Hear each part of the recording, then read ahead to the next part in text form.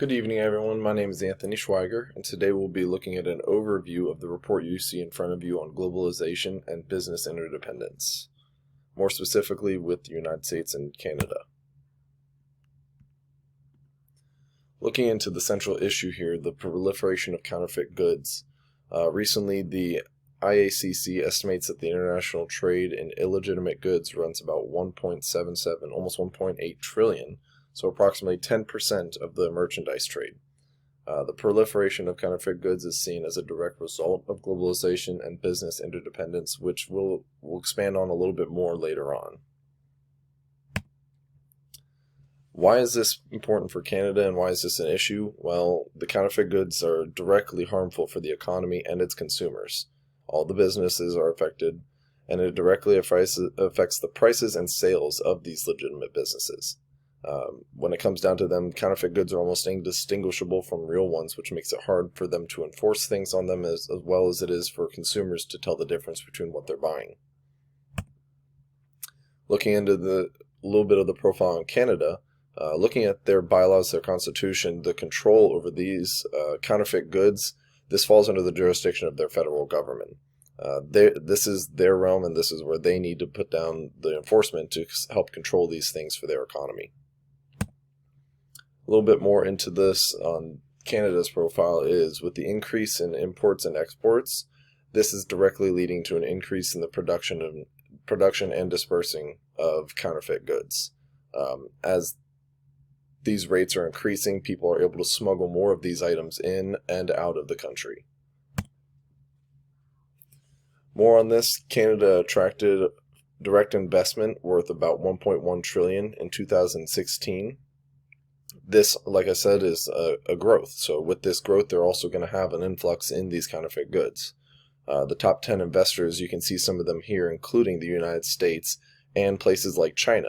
Looking at places like China, which we'll discuss later on, they are actually a huge contributor to things like this disbursement and the influx of counterfeit goods to different countries. Review of their literature. A lot of these theories are basically providing an areas to target in order to decrease the flow of counterfeit goods internationally. The growth in e-commerce, so online marketing, has become a way for counterfeit goods to become readily available to everyone. The proliferation of counterfeit goods has led to the loss in revenue for businesses, loss of jobs, and a negative impact on the quality of these products.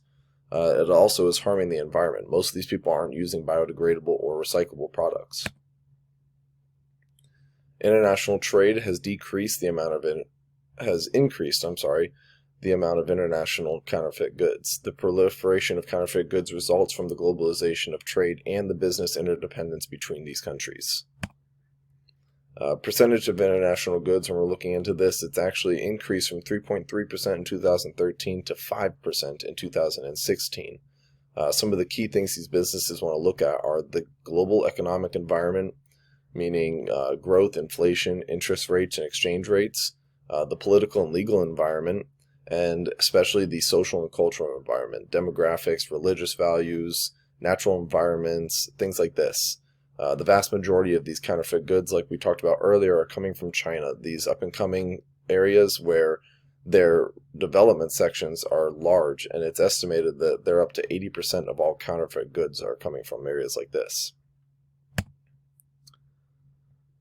Ways that we can counteract some of this. Some of the solutions we've come up with is it's necessary to raise awareness, not just for the consumers, but also for these businesses. People need to know what to look out for in order to stop the flow of these counterfeit goods. We need to increase the enforcement on the distribution and the production of counterfeit goods. Not just trying to stop them from coming in and out, but we need to stop them from being produced. A lot of these things can actually be harmful if they're being made poorly. Consumers need to use caution when making purchases abroad or online to make sure that they're getting what they're supposed to be. And in order to fix this, this will require global involvement. Finally, we'll wrap up by going over everything we talked about, how online sources are aiding to the rise in counterfeit goods. Proliferation of fake goods has had serious consequences for societies worldwide, and they sacrifice quality and functionality for cheaper prices. Thank you, and I hope everybody enjoyed this.